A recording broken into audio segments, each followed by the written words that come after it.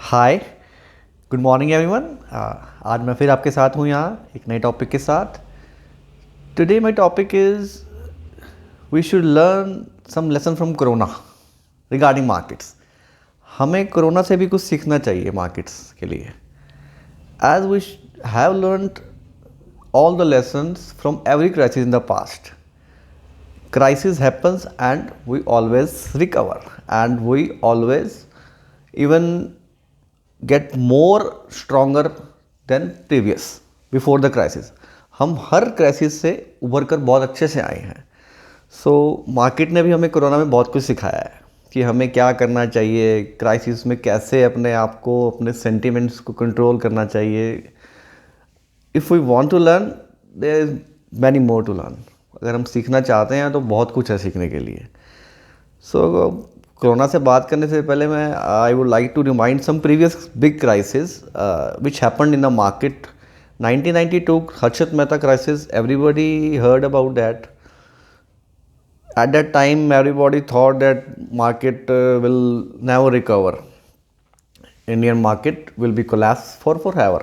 हमेशा के लिए ये collapse कर जाएगी. But what we have learned from that after 1992 crisis, SEBI reconstructed. SEBI का जन्म हुआ. SEBI originated. SEBI आई, उससे पहले SEBI नहीं थी. It means कि गवर्नमेंट ने रियलाइज़ करा कि मार्केट में ऐसे स्कैम्स आगे भी हो सकते हैं, तो हमें एक रेगुलेटर अपॉइंट करना चाहिए। तो सेबी बना, securities exchange board of India. आज हम उसी के अंडर ही मार्केट सारा काम करता है, वो सारी मॉनिटरिंग रखता है, इनसाइडर ट्रेडिंग, मार्केट के सारा उसको कॉर्पोरेट गवर्नेंस के इश्यूज़, प्रमोटर के आईपीओ, सब उसका ही काम है। मतलब अब एक प्रॉपर गाइडलाइंस के अकॉर्डिंगली हमें काम करना पड़ता है मार्केट में। तो हमने क्या अच्छा सीखा, क्राइसिस के बाद क्या हुआ, सेबी आया। सेबी के बाद हमें हमारे 25 साल बड़े आराम से निकल रहे हैं, अभी तक कोई ऐसा क्राइसिस नहीं हुआ। In the year of 2000 technological crisis आया, जिसे हम टेक क्राइसिस बोलते हैं। उसमें क्या हुआ था कि टेक बबल आया था। ऐसा लगा था कि टेक्नोलॉजी ही रहने वाला है, बाकी सब खत्म होने वाला है। तो हुआ क्या कि जिन लोगों ने at that time technology companies में इन्वेस्टमेंट करा, उनका अगले 10 साल तक रेट नहीं आया, क्योंकि उन्हें बहुत ही हाई वैल्यूएशन पर ट्रेड करा। अगर मैं कंपनीज का नाम लूँ तो इवन इन्फोसिस की कंपनी में, जिसने 2000 में इन्वेस्टमेंट करी थी, तो उसका अगले 10 साल तक पैसा नहीं बना था, क्योंकि उसने बहुत ही ऊपर लेवल पे इन्वेस्टमेंट करती थी, 200-300 पीस के लेवल पे। तो हमारी पैरामीटर में इसको बहुत ऊपर का कहा जाता है। तो क्या सीखा कि सिर्फ टेक्नोलॉजी नहीं, और सेक्टर्स भी ज़रूरी हैं, इंफ्रा भी ज़रूरी है, पावर भी ज़रूरी है, टेलीकॉम भी ज़रूरी है, सब चीज़ें ज़रूरी हैं। वो उससे हमने सीखा। 2008 में ग्लोबल क्राइसिस आया due to lemon brother and America, वो कोलैप्स हुआ। उससे हमने क्या सीखा, हमारा मार्केट अब 60% करेक्ट कर गया था 2008 में, अगर आपको याद हो। उससे हमने क्या सीखा कि हमने अपनी इंडिया की इन्वेस्टमेंट बढ़ानी है। तब फॉरेन इन्वेस्टमेंट से 1 लाख करोड़ रुपए का रिडेम्पशन आया था, तो हमारा मार्केट 6 महीने में 60% कोलैप्स कर गया था।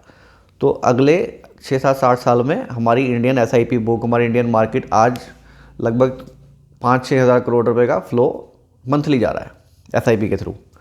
तो अब भी यही हुआ, 2020 में 70,000 करोड़ का रिडेम्पशन आया 2 महीने के अंदर। अगर आप ये सोचो, अगर 2008 में होते हैं तो हम 70-80% गिर जाते हैं। वो 6 महीने में 1 लाख करोड़ गिरा था, यहाँ पे 2 महीने में 70,000 का रिडेम्पशन आया। बट हुआ क्या कि हमारी सामने बाइंग खड़ी थी, तो हमने सस्टेन करा। तो हमारे पास 2008 का लेसन था। अब 2020 से हमें क्या सीखना है, जो हुआ है पिछले 6-8 महीने में। मार्केट 2 महीने में 30% करेक्ट कर गया, सभी पोर्टफोलियो डाउन्स, सबने लगा कि अब तो ख़त्म हो गया, कभी ज़िंदगी में मार्केट में आना नहीं है। बट अगले 6 महीने में 60% अप। तो हमें क्या सीखना चाहिए कि हमें पैनिक नहीं करना। नंबर 1, हमें अपनी SIP इन्वेस्टमेंट मार्केट में कंटिन्यू रखनी है। अगर फ्रेश नहीं डालनी तो एटलीस्ट होल्ड करना है, निकालना नहीं है। Those who have redeem the money from market in the era of April to May, और आई वुड से जून, तो अगले 4 महीने में उन्होंने 60% लॉस करा। आप सोचिए, पैनिक्स में जिन्होंने निकाला पैसा, उनका अगर सपोज 10 लाख का पोर्टफोलियो था, उन्होंने 40% नीचे 6 लाख का निकाल लिया, तो 6 का 70% बढ़ गया। और उन्होंने और इन्वेस्टमेंट करा होता तो वो तो आप अच्छे हैंडसम गेन। तो हमने यही सीखना है कि मार्केट्स जीरो नहीं होने वाली, इकॉनमी ज़ीरो नहीं होने वाली। ये एक ऐसा क्राइसिस में ऐसा बिहेवियर आता है कि अब तो बस सब कुछ ख़त्म होने वाला है। लेसन है कि market businesses are not going to be zero in India. Second, even banks are not safe, Yes bank, Lakshmi Vilas bank.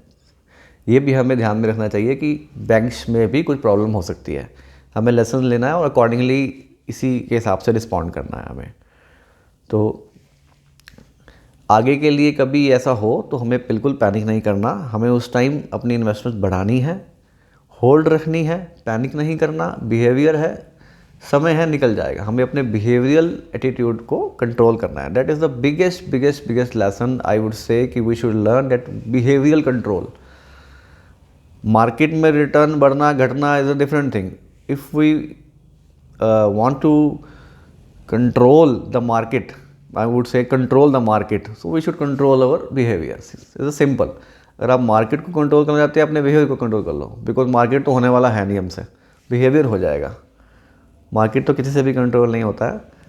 हम अगर बिहेवियर को कंट्रोल रखेंगे अपना, तो वो 6-8 महीने, 9 महीने, 12 महीने, 15 महीने निकल जाते हैं। The beauty of Indian market, 12 से 18 महीने बाद वो अपने पुराने लो को कट करके नई हाई बना ही देता है। रिसेंटली एग्जांपल, 12,200 से गिरा, 7600 का लो लगाया, अगले 6 महीने में 12,900 आपके आज सामने है। ये मैं आज ज़्यादा पिछली हिस्ट्री बोलूँगा ही नहीं, लेकिन 6 महीने की हिस्ट्री बोल रहा हूँ। तो एवरी क्राइसिस के बाद हमने पिछले अपने हाई को काटा है लगभग 18 महीने लास्ट।